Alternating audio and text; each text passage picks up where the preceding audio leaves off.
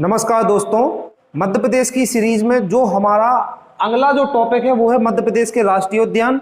और हम सभी जानते हैं मध्य प्रदेश के राष्ट्रीय उद्यान एक बहुत ही महत्वपूर्ण टॉपिक है जो हर कोई एग्जाम में पूछा जाता है। किसी ना किसी एग्जाम में एक या दो क्वेश्चन मध्य प्रदेश के राष्ट्रीय उद्यान और अभयारण्य से पूछे जाते हैं। तो आज हम मध्य प्रदेश के राष्ट्रीय उद्यानों के बारे में एक एक राष्ट्रीय उद्यान और कौन से राष्ट्रीय उद्यान है जो टाइगर रिजर्व के अंतर्गत आते हैं उनके बारे में डिटेल से चर्चा करेंगे। तो मध्य प्रदेश के जो राष्ट्रीय उद्यान के बारे में जो हम सबसे पहले देखेंगे वो है कि मध्य प्रदेश में कुल कितने राष्ट्रीय उद्यान है। तो मध्य प्रदेश में आज के समय में कुल 12 राष्ट्रीय उद्यान है, यानी 12 राष्ट्रीय उद्यान जो है वो सिर्फ मध्य प्रदेश में। मध्य प्रदेश ऐसा एकमात्र राज्य है जिसमें सबसे ज्यादा राष्ट्रीय उद्यान है, क्योंकि मध्य प्रदेश वन संपदा और वन्य जीवों की दृष्टि से एक संपन्न राज्य है। सबसे ज्यादा वन्य जीव और वन संपदा जो है वो मध्य प्रदेश में ही पाई जाती है। और मध्य प्रदेश में जो राष्ट्रीय उद्यान है वो 12 है और जो अभयारण्यों की संख्या है वो 30 से ज्यादा अभयारण्य मध्य प्रदेश में पाए जाते हैं। राष्ट्रीय उद्यान खत्म करने के बाद अभयारण्यों के बारे में चर्चा करेंगे। तो आइए देखते हैं, सबसे पहला जो राष्ट्रीय उद्यान है वो है कान्हा-किसली राष्ट्रीय उद्यान। कान्हा-किसली जो राष्ट्रीय उद्यान है वो मध्य प्रदेश का सबसे बड़ा राष्ट्रीय उद्यान है। कान्हा-किसली राष्ट्रीय उद्यान मध्य प्रदेश का सबसे बड़ा राष्ट्रीय उद्यान है और यह मंडला जिले में यह स्थित है। कौन सा? कान्हा-किसली राष्ट्रीय उद्यान मध्य प्रदेश का सबसे बड़ा राष्ट्रीय उद्यान है। कान्हा-किसली राष्ट्रीय उद्यान के बाद हम देखते हैं बांधवगढ़ राष्ट्रीय उद्यान।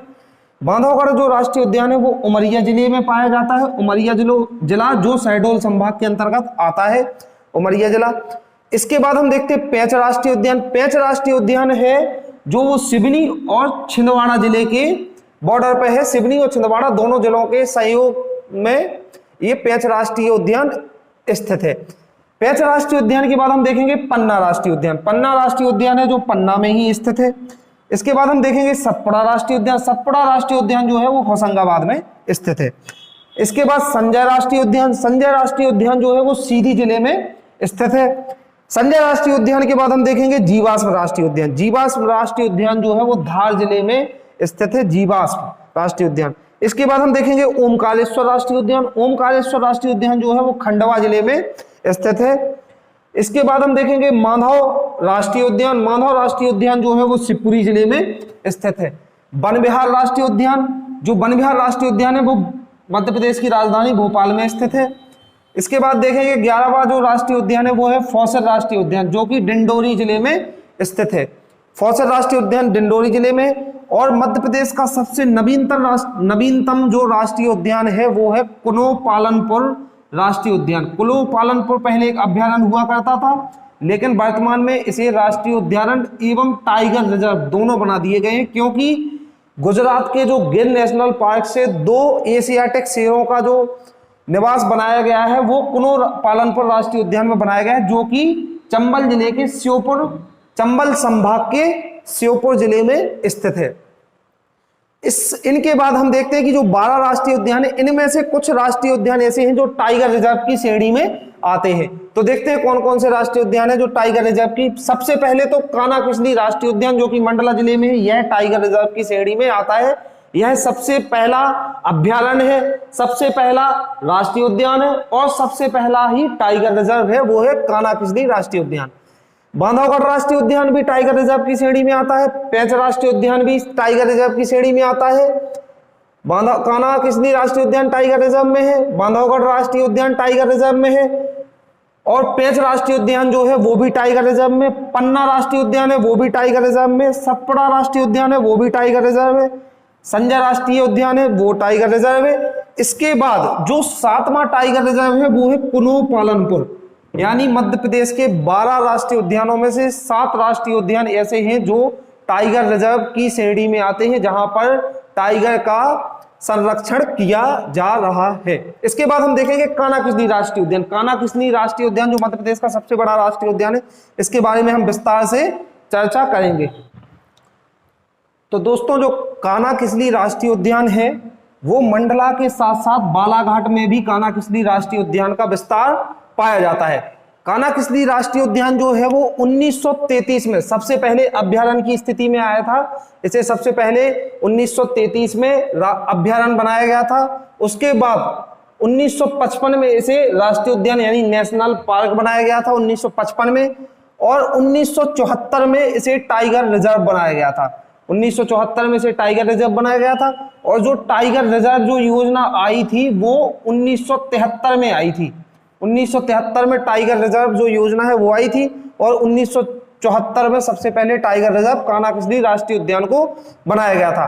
कानाकिसली राष्ट्रीय उद्यान में होलो और बंजर घाटी, दो घाटियां हैं, होलो और बंजर। कानाकिसली राष्ट्रीय उद्यान एकमात्र ऐसा राष्ट्रीय उद्यान है जिसमें हवाई पट्टी भी है। कानाकिसली राष्ट्रीय उद्यान में हवाई पट्टी है, और कानाकिसली राष्ट्रीय उद्यान में प्रशिक्षण केंद्र है जहां पर वन्य जीवों से संबंधित प्रशिक्षण दिए जाते हैं, और ये प्रशिक्षण बैगा जनजातियों की महिलाओं के द्वारा दिया जाता है। कौन सा प्रशिक्षण? वन्य जीवों से संबंधित प्रशिक्षण। यहीं पर कानाकिसली राष्ट्रीय उद्यान में अमेरिका की सहायता से पार्क इंटरप्रिटेशन योजना चलाई जा रही है। किसकी सहायता से? अमेरिका की सहायता से। कानाकिसली राष्ट्रीय उद्यान में ही ब्रेडरी जनजाति का बारहसिंघा पाया जाता है।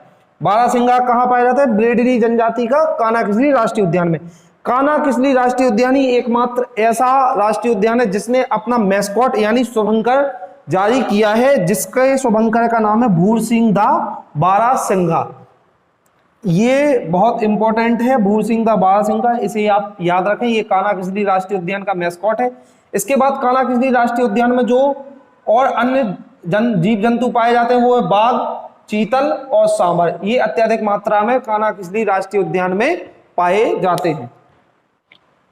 कानाकिसली राष्ट्रीय उद्यान का जो विस्तार है, यानी कानाकिसली राष्ट्रीय उद्यान जो फैला हुआ है वो 940 वर्ग किलोमीटर के क्षेत्र में कानाकिसली राष्ट्रीय उद्यान फैला हुआ है।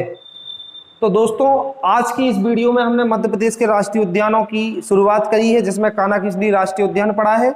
अगली जो हमारी वीडियो होगी उसमें हम राष्ट्रीय उद्यान सारे के सारे खत्म करेंगे। उसके बाद जो अगली वीडियो बनाएंगे उसमें राष्ट्रीय उद्यान खत्म होने के बाद अभ्यारण्यों के बारे में डिटेल से जानेंगे। तो दोस्तों, आपको अगर ये सीरीज पसंद आ रही हो, एमपी की और हमारे बायोलॉजी की भी जो सीरीज चल रही है वो भी, तो आप इनके नोट्स बनाएं, और इसके अलावा आप इन्हें बार बार वीडियो को देखें और बार बार इन नोट्स को रिवाइज करें, जिससे आपको ये जीवन पर्यंत याद हो जाएंगे। और यदि हमारा ये प्रयास आपको पसंद आ रहा हो तो हमारा हौसला जरूर बढ़ाएं और चैनल को लाइक और सब्सक्राइब जरूर करें।